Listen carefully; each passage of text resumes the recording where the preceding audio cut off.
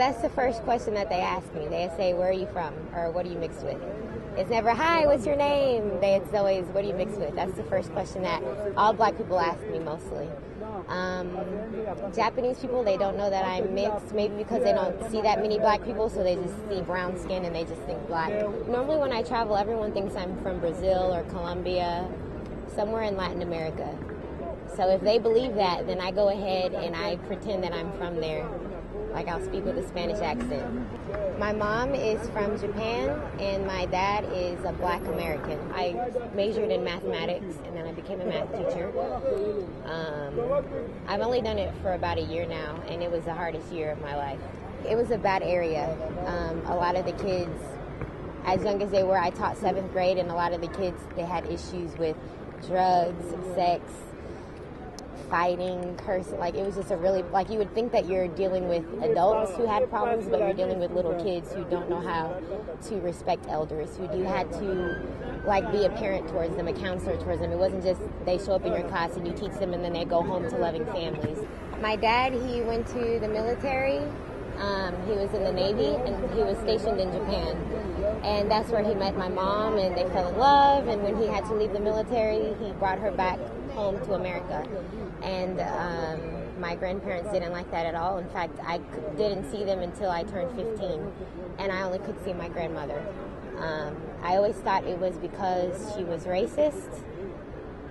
But when I met her this summer, I realized that it's not that she's racist against our color, us being black, but it was more of my mom, I guess, dishonoring her family. I had all of these ideas in my head about what my grandmother was like. And when I met her, for the first time this summer when I met her, I thought she was a liar. I just thought she wasn't a good person. So I came into the relationship thinking negative things about her. And so when I met her, our conversation wasn't that great.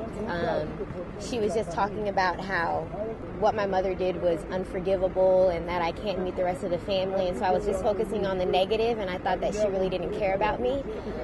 So I went home thinking, like, it doesn't matter. I have family in America. I don't need my Japanese family. It's really not important. I've been 23 years not knowing my family in Japan. It won't hurt me or affect me if I don't know them. So that's that mindset that I had. But when I was reading the Bible, God was telling me to love with enthusiasm. So with that in mind, I started writing my grandmother letters, just telling her, this is my favorite memory. This was my first job, just telling her stories about my life that she missed out on. He just opened up my eyes to see the beauty in her, because before I didn't know what I liked about my grandmother. I didn't know what was good about my grandma. My deepest desire in life, my life right now, is to build a bigger relationship with my grandma, and hopefully through building a relationship with her, I can get to know my other family members and just become a family with them.